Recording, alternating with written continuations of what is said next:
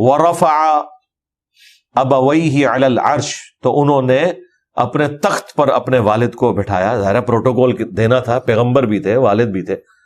وخروا لہ سجدا، جب انہوں نے بٹھایا تو وہ حضرت یعقوب علیہ السلام، ان کی بیوی جو دوسرے بیٹوں کی ماں تھی، اور وہ 11 کے 11 بھائی یوسف علیہ السلام کے لیے سجدے میں گر پڑے. اس شریعت میں سجدہ تعظیمی غیر اللہ کے لیے جائز تھا، سجدہ عبادت نہیں تھا، سجدہ تعظیمی تھا.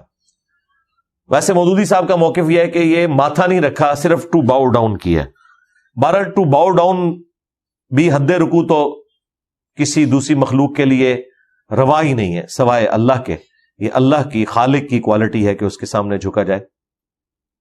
بہرحال وہ سجدے میں گر پڑے، جیسا کہ حضرت آدم علیہ السلام کو بھی فرشتوں نے سجدہ کیا تھا، لیکن اس امت میں یہ سجدہ تعظیمی حرام ہو چکا ہے.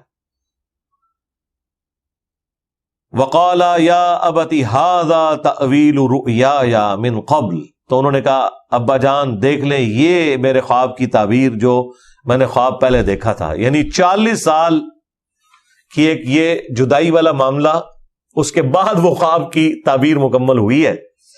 اللہ اکبر. قد جعلها ربی حقا، بے شک میرے رب نے سچا کر دکھایا اس وعدے کو. اب دیکھیں یار، یہ اب جتنی آگے گفتگو ہے بندہ حیران ہوتا ہے کہ کس دل کے ساتھ ایک شخص اتنی تکلیف کاٹے، اور وہ کس طریقے سے اپنے رب کا شکر گزار ہے، جس نے پوری زندگی تکلیف میں کاٹی ہے، جیل کاٹی ہے، سب کچھ، لیکن وہ ہر بات میں اپنے رب کا شکر گزار ہے. وہ کہتے ہیں کہ دیکھو میرے رب نے میرا وعدہ سچا کر دیا، لیکن کس طریقے سے سچا ہوا ہے اس تکلیف کا کوئی اندازہ نہیں کر سکتا. لیکن وہ دیکھیں شکر گزاری کی روش میں ہے.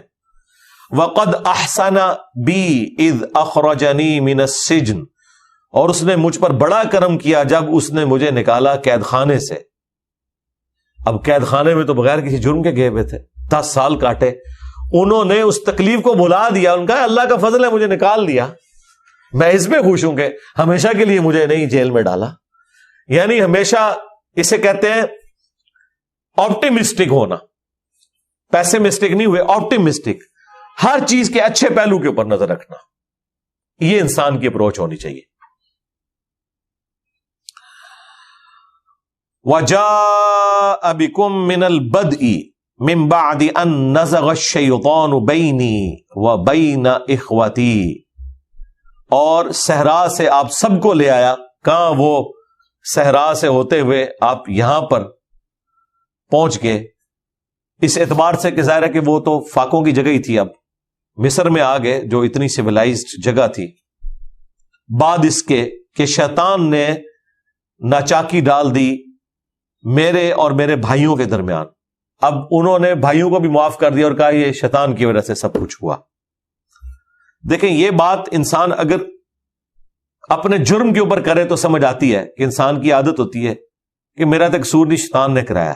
لیکن یہ کتنا حوصلہ ہے کہ جرم کسی دوسرے کا ہے، بھائیوں کا ہے، اس کو بھی شیطان کی طرف منسوب کیا ہے، انہیں بھی بینیفٹ دیا ہے.